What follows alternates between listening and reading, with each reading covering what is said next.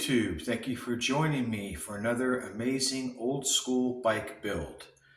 Tonight's featured bikes are the 1983 through 1984 Schwinn Predator Quarter Flash, Schwinn Predator BG, and Schwinn Predator Nighthawk.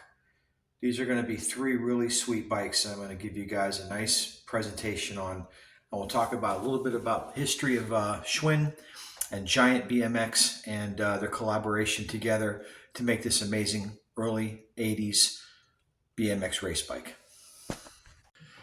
Hello YouTube, thank you for joining me again tonight for another amazing episode of Old School Bike Builds. I actually have four Predators that I'm going to feature tonight to show you guys. I have two 1983s, I have an 82, and I believe I have an 84, and they're all Schwinn BMX bikes. Now, a little bit of history about Schwinn real quick is they're based in Chicago, and they were known in the early days for making the crate bikes like this one I have down here. That's called an orange crate. Then they made some Phantoms like I have there, and they made some Predators. They were the ones that were notorious for making the Schwinn Scrambler back in the 70s that Mongoose modified their rims for to put on those bikes. And then later on decided just to make a bike of their own altogether because the Schwinns just weren't cutting it on the track. Schwinn Scramblers and Schwinn Stingrays just couldn't stand up to the abuse that the kids were putting these bikes through. So they needed a more professional grade bike, and henceforth you had the BMX explosion of the mid to late 70s that dominated the BMX scene in California from coast to coast, from Florida to California. And these are more improved models that Schwinn came out with in the early 80s to replace their high-10 steel bike frames of the 70s. These frames, on the other hand, feature 4130 chromoly. They have array of 7X rims, and they have Dicomp MX 1000 brakes. They have viscount seats. They have CW style bars, and they have an SR Sugino stem. And the components are A+ across the board. The bikes are really not that heavy compared to most BMX bikes. They're actually lighter than Mongooses. They probably do not have the same thick wall tubing that a Mongoose BMX bike of its day has, and that's probably the reason why the weight on these bikes are a little bit better than they are on the Mongooses, because Mongooses are heavy, but they're tanks. They're hard to break. Then again, I don't know of many people who broke the Predator. So without any further ado, let's take a look at these four bikes. We're going to go over them real quick one by one, and let's talk about it. Okay, folks, here's the first bike I'm going to feature. Here's the other three. Okay? Just going to give you a real quick glance at these, and we'll go into each one individually. Okay, so here we go with a 1983 Predator Streetwise. This is called the Streetwise. You notice with Schwinn forks, you have an oval front tube. That's like the TX 1200 Tangy. That's their version of that. And as a matter of fact, it looks a lot like it in the dropout. So this very well may be a Tangy TX 1200 fork. We have a 4130 chromoly tube. You notice the tubes thicken at the top where they meet the head tube. That's for additional reinforcement. Okay, this is what you call a bi-oval frame. Now, the ones with the single oval, Kuwahara actually adopted that bike in JMC as well in 1983 to make their line of bikes. But this is the bi-oval. I believe the single oval only came out for 1984. And I had one of those, but unfortunately I don't have any more in my collection. These bikes also came with really cool freewheels. Very high-end Shimano components. Okay, Dicomp brakes, like I said, viscount seat. That's actually a viscount aero. There's your SR stem and your CW style bars. And you've got a Sugino crank system. Okay, really nice parts. Now here we have a 19, and this is where you identify your bike on the rear dropout. And the G stands for Giant, and we'll talk about Giant in a minute and their influence in this bike and their involvement. Well, it's more than influence. They built the damn thing. Here we have a Predator Quarter Flash. This is a beauty. Still has the plastic chain guard, has a dyno viscount seat that is immaculate, has another bi-oval frame with no flaws whatsoever, the front oval blade tubes, the array of 7X wheels, the Dicomp MX 1000 brakes, and real Mitsubishi Comp 3 tires, snakeskin tires. Okay.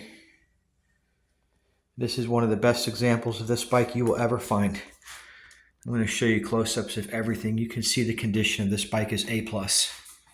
There are a few of these around, believe it or not.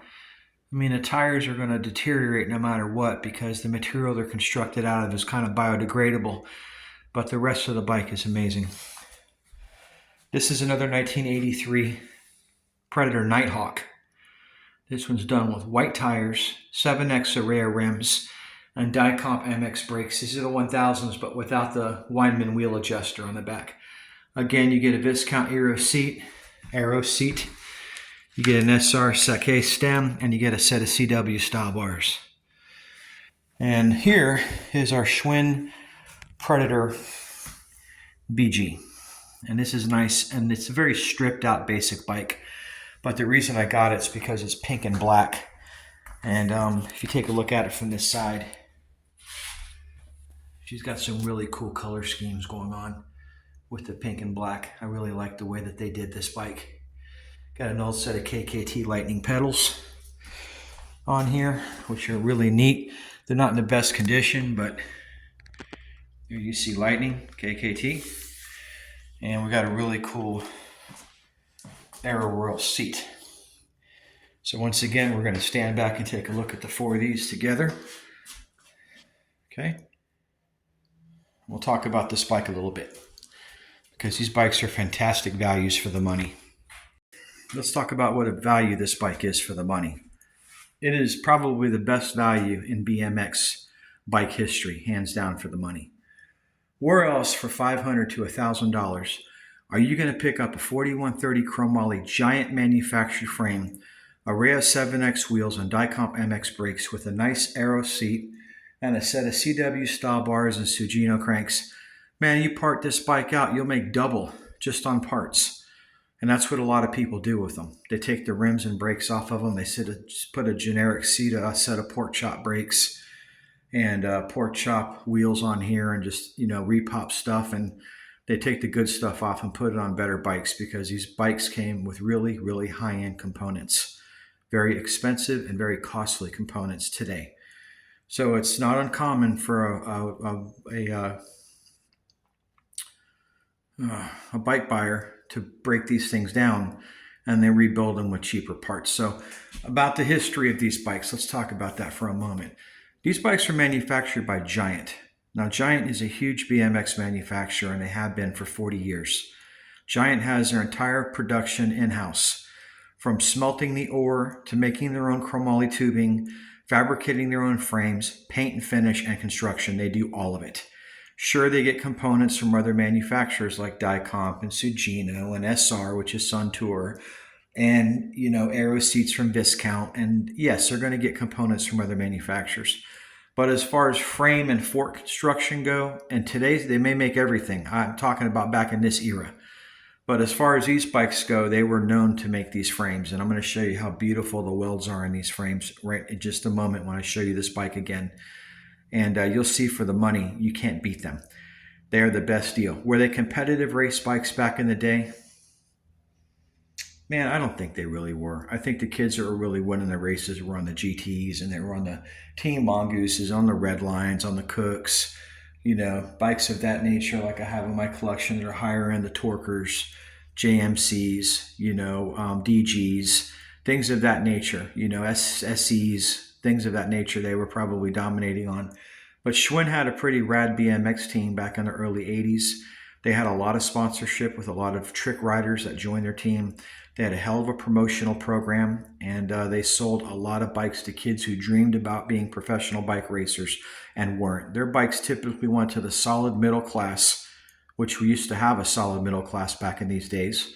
We don't anymore, but we did back in this era. And that was their target audience, was the father who was at work making $40,000 a year. Mom typically was the soccer mom that drove the station wagon, which came out before the Dodge Caravan in 1985. So you were riding around a wood panel wagon, probably made by Ford, and or maybe you were lucky to have an import wagon made by Datsun with a fake panel stickers that look like wood. But in any event, you know, these were the bikes that were marketed towards the majority of the middle class kids in this country. You can only go to an authorized Schwinn dealer to get these bikes. These are not department store brand bikes. A lot of people think that you could just go pick up a Schwinn at Kmart or at Jefferson Ward or at Zayre or one of the big box retailers of that day. But the truth of the matter is you could not. You had to go to a Schwinn authorized dealer, which meant a bike store, to get these bikes, and you still do today. You can't find Schwinns in your big box stores. At least I've never seen them there. And if they do have them, they're probably the very, very lowest entry level bikes that they make, kind of like John Deere does with their tractors when they sell them at the big box stores. You know, they give you a cheap tractor now for $3,000. It used to be $999 all day. And they introduce you into the world of John Deere tractor ownership, but you're just driving around in a regular piece of junk tractor with John Deere green paint. That's kind of like what all these manufacturers do. They give you an entry-level bike at a low-end store, and then they try to move you up and upgrade you throughout the years into the more professional type bikes. That's the natural progression of how they get their customers to stay with their brand for so long. So let's take a look at this bike up close one more time. We're going to take a look at the frame construction and talk about the welding techniques that Giant uses, because they have some of the nicest dime stack welds that I've seen in any BMX bike. Out of my entire collection, these by far are some of the top welds that you see. Okay, folks, behold. Take a look at what we have here. These are really, really nice TIG welds. They are clean and they are consistent. Real fork blades. See that? No bubblegum welds on these bikes. Giant puts a really nice bike together, and they did not pull any punches on this one. Okay. This smoke chrome is a really neat effect. It's some type of tinted paint that goes over a chromoly frame. And just like we have here on this quarter flash. Okay. See how clean these welds are? My camera will focus. And look at the quality of the seat clamp, the reflector arm, the brakes, the bottom bracket for the one-piece Sugino cranks. This is a grade A certified BMX bike. Okay, this is probably one of the best values you can get right now. If I was going to tell you to spend $300 or $400 on a bike to get into BMX collecting, I would tell you to start out with these. These are great starter bikes, and then you can move yourself up to the mongooses afterwards, you know, and then work your way up into the more higher end bikes. But for starters, the Schwinns are an excellent value, and I love this Halloween theme, orange and black. I mean, I love the foil pads. It's a really sharp looking bike. The proportions of the frame geometry, the way they do the rear dropouts, it's just sleek. It's like an arrow point. A lot of dropout spades flare up. This is a continuous line from the rear triangle all the way to the end of the dropout. Okay, take a look at this one real quick again. These are all 83s and 84s.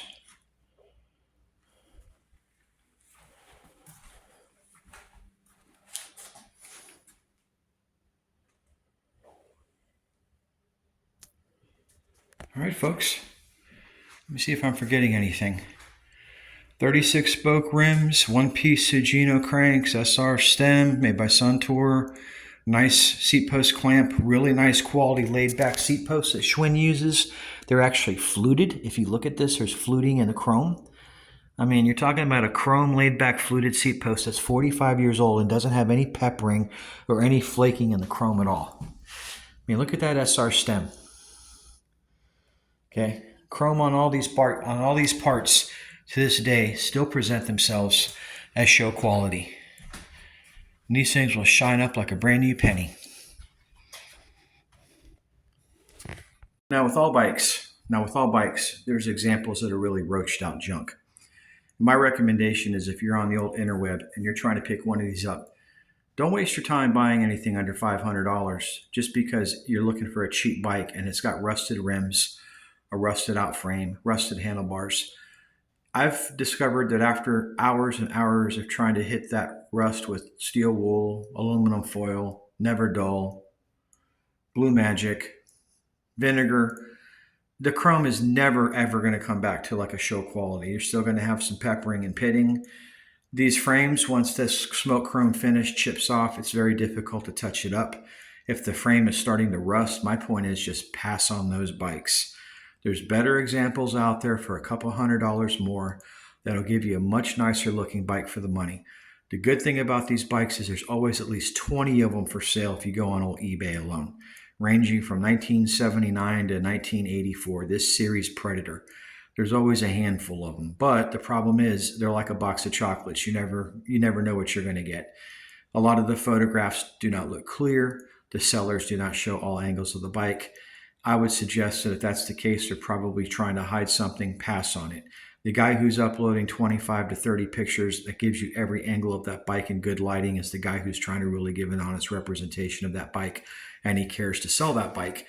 And that's the guy that you probably want to pay attention to and buy a bike from. When I put these bikes on there, I make sure I put plenty of pictures of them to show buyers what they can expect, because I just want to make sure we manage expectations. And there are things that cameras cannot pick up. So don't be surprised if there's blemishes on these bikes that you didn't see. And if that's the case, that's just the name of the game. Pick cameras don't pick everything up, and you're buying a bike sight unseen through photos.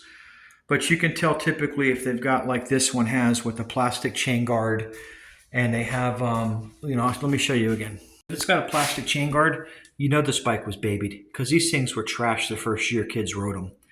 If you've got the reflectors still on the bike, that's a good indication this bike was cherished.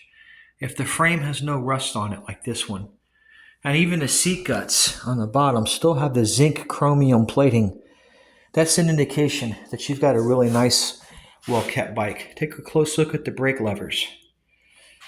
Take a look at the die comp stamping on the cables. They should be stamped 83. Take a look at the brakes. Do they have the salmon pads? In this case, they do. All the parts are present. The adjuster lever, the wheel adjuster, pinch bolts for the brake cable, it's all there. Okay, this is a bike that you need to do nothing to, but just love it. This bike came in the condition it's in, but it was missing a front reflector. It was missing the chain. There's a few things on this bike that disappeared that are still on this bike. So that tells me that this bike was much better managed and kept than this one was. Okay, same with this one.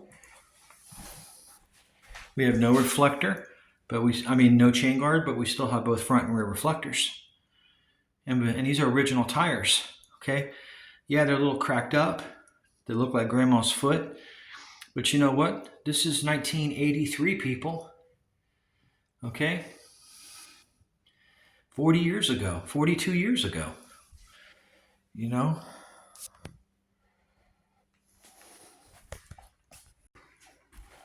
So folks, to recap, this is a collection of Schwinn Predator Nighthawk, Quarter Flash, Streetwise, and BG BMX bikes.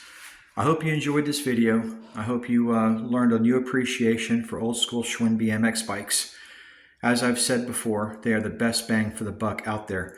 This is a better value than an old school Mongoose BMX bike. You can spend probably $1,000 and get yourself into an entry-level Mongoose if you're lucky, more like $1,500 to $2,000. But you're talking about $500 to $1,000 on these bikes. And in my opinion, this is my opinion, it might not have the name brand recognition that Mongoose has, but it's a bike that's made just as good, if not better, than that Mongoose. And I think from a stylist position, it's a better looking, cleaner, faster looking bike. And I like them. And that's why I'm going to probably keep these 4 in my collection. I sold off the Ataris. I didn't keep those because I had people who wanted them. I sold both the Ataris off. I had another model I sold. And I decided, you know what, I'm keeping the Smoke Chrome Predators and the Quarter Flash because I really like these. And it's hard to find them in good condition for under $1,000. I paid a lot for these bikes. I think I paid $750 for this one. I think I paid $700 for the other one. I think these bikes all average me around $600 or $700. And that's what you're going to expect to pay on one of these bikes because, like I said, depends on the condition. So that's going to wrap up this video, you guys, for tonight. Thank you for joining me on another amazing old school bike build with the Duke. If you're new to the channel, like or subscribe. Just hit that like button. I'm going to upload 70s and 80s old school BMX bikes, at least 1 or 2 videos a week. I'm trying to load them a little quicker to play catch up on some of these videos that I had to clear, because I have to say this disclaimer that if any of these bikes end up on Facebook Marketplace, they are not legitimate listings of mine. They are scams. Do not fall for it. People are taking pictures of everyone's BMX bikes, and they're going on the Facebook Marketplace, and they're going on the Facebook BMX sites that we belong to, like Old School BMX, GT BMX, Mongoose BMX. There's several of them on there, and they will start posting bikes that they do not own. They represent themselves as bike shops. They represent themselves as bike collectors. Look at how long they've been on. Look at how many friends they have. Most importantly, don't send money electronically. If you can do a purchase face-to-face, that's what I recommend. 9 times out of 10, the scammers will not allow you to make a cash purchase. They will tell you they're too busy. They will tell you they cannot meet with you to do a cash deal. They will always try to get you to send them money. And once that money's out of your account on that Zelle or that Cash App or that Venmo, you can kiss it goodbye, because it is buyer beware, basically. And my recommendation is to you, man, don't fall for it. I myself have almost been burned a couple times by people that look so legitimate. They wanted to FaceTime me. They had their phone number there. They had a picture of the store or the business that they have where they run their bike shop. And it turned out to all just be total garbage. It was a fraud organization just designed to get my money. And it takes several days, if not weeks, for Facebook to act and remove these bad players, because they just don't seem to care. They do not have a very aggressive fraud prevention or detection department that cares to protect their consumers. And what ends up happening is a lot of good folks go on there and they get hurt financially. So as much as I hate to say it, eBay is probably going to be one of your best bets, because for a seller, it really sucks. But for a buyer, you have protection there. At least if you do not get your bike, eBay will make a refund to you, and they will file a police report with the seller that did not deliver, and they will do something to try to recover the bike or find out if it was a scam altogether and just refund your money, and you can go on to the next one. So that's going to wrap up this video, guys. Thanks for watching, and until next time, this is the Duke. Stay rad.